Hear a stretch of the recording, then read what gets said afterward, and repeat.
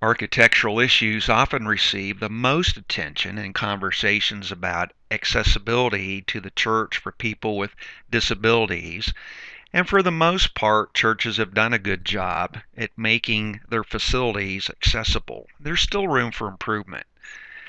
The bigger issue still seems to be attitudinal barriers. And I think, unfortunately, people of faith haven't always transcended the attitudinal barriers that persist throughout society.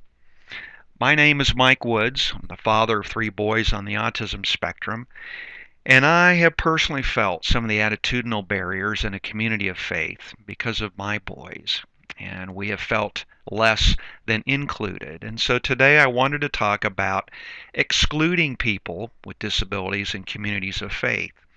How does that process happen? What is the process by which an individual or groups of individuals devalue a person to the point where they are no longer seen as someone that we want to include? And it's important for you to have an understanding of that process, because as a parent of a child with a disability, as someone who advocates for someone with a disability, understanding this process will help you to become a stronger advocate. I want to start off by talking about how does a person become devalued in society, because what we're going to find is that there's a reflection of that same process in our communities of faith. At its most simplest level, the process of inclusion starts with the idea that I tend to like people who are more like me than different. If someone has a lot of the same values and attributes and qualities that I'm looking for, and those happen to be the same values and attributes and qualities in myself that I appreciate, then that's someone who I come to know as a friend. Think of all the close friends that you have. In some way, shape, or form, they are more like you than they are different. And based on human nature, it's the people who are not like me, in whatever way, shape, or form that might be.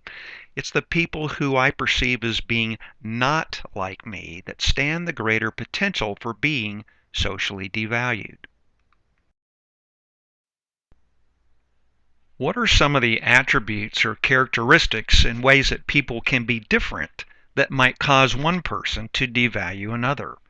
Well, the color of one's skin might cause one person to devalue another. The level of education or the level of intelligence that a person has might cause people to devalue that person.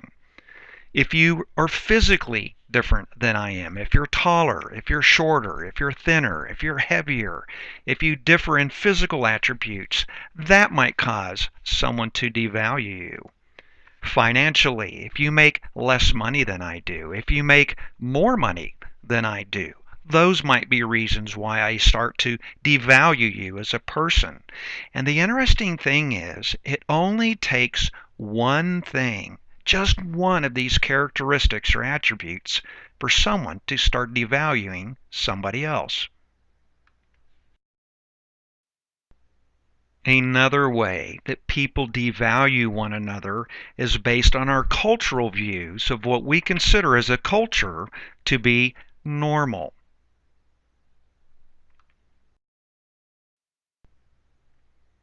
So what does most of the Western society consider to be normal? Well, most people, if you ask them what is the purpose of life or what's the value in a life, they would tell you that the value of a life is what we're capable of doing in our lifetime, the things that we're capable of achieving.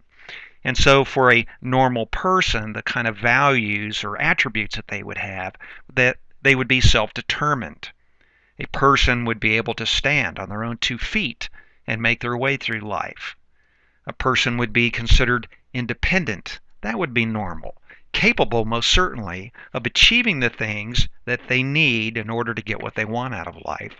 Normal would also be considered someone who doesn't need a handout.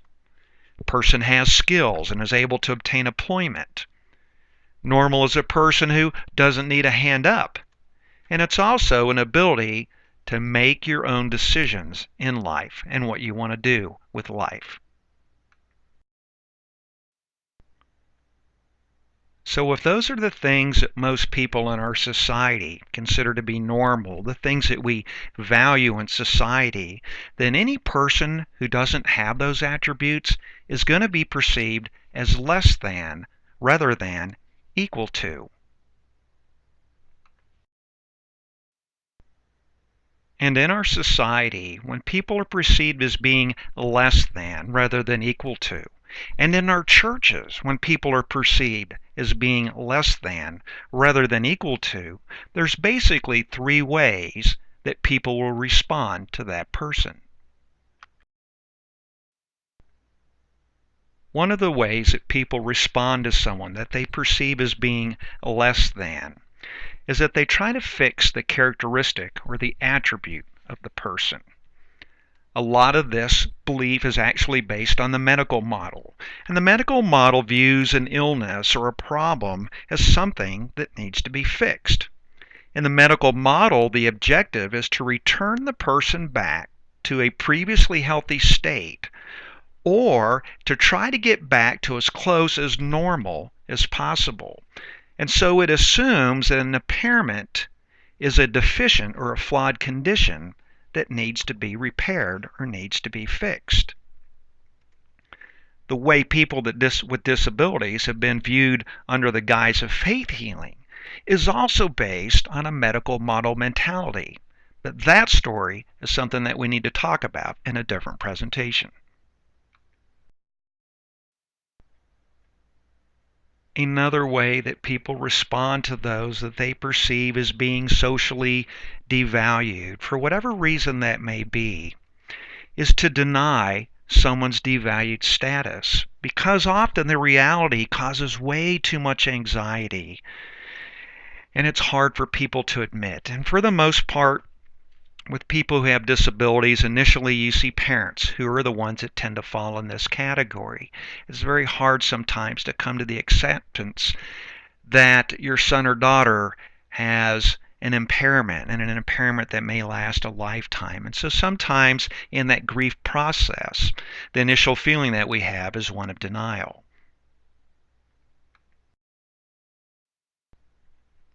And the third way that people tend to respond to those who are socially devalued is that they try to put some distance between us and them.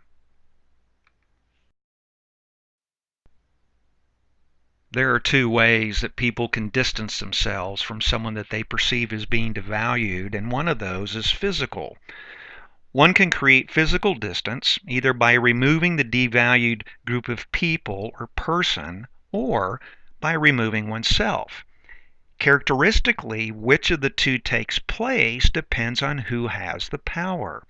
And it's usually the person in the position of power, or the people who are in a position of power, who remove the powerless ones whom they do not like.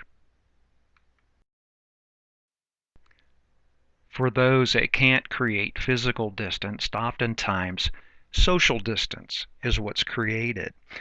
And one can create social distance, which is often done when the ability to create physical distance isn't possible because of sanctions or because of morals that may prohibit creating physical distance with folks. When that happens, sometimes people then just simply don't interact with those that they perceive as being socially devalued. And there's other reasons too. Most of the time adults still struggle with a fear factor when first learning to relate to people with disabilities. Sometimes social distance stems from the awkward feeling that arrives when someone just doesn't know what to do or what to say. And at other times, sometimes people are just confronted with the honest truth that we wrongly look at disability as an abnormal part of life and what we consider to be a normal world. Of course, as Christians, we know that we don't live in a normal world. And in other instances, the discomfort comes sometimes also from the vulnerable realization that disability is a condition that any of us may personally encounter at some point in our lifetime.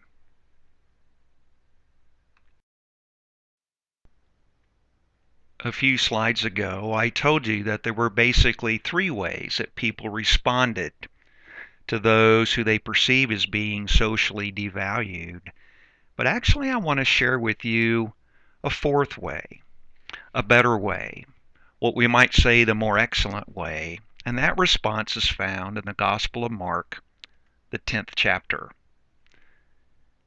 Bartimaeus, a blind beggar, was sitting on the roadside, and when he heard that it was Jesus of Nazareth passing by, he began to shout and say, "Jesus, Son of David, have mercy on me."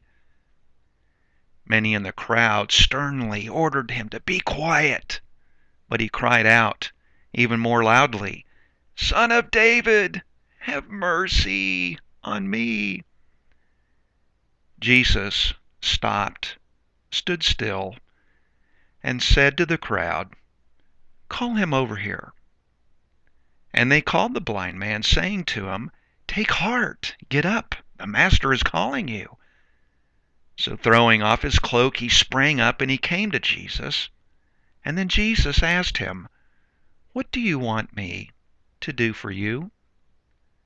And the blind man said to him, "My teacher, let me see again." And Jesus said to him, "Go, your faith has made you well." And immediately the blind man regained his sight, and he followed Jesus on the way. I want to share with you a couple of points about what this passage is telling us about a fourth way or different way that we can respond to people in our community who have disabilities. I want to share with you a couple of things that we can learn from our Lord about how to respond to people with disabilities in our community that is different than the other three ways that we discussed earlier in this presentation of how people typically respond.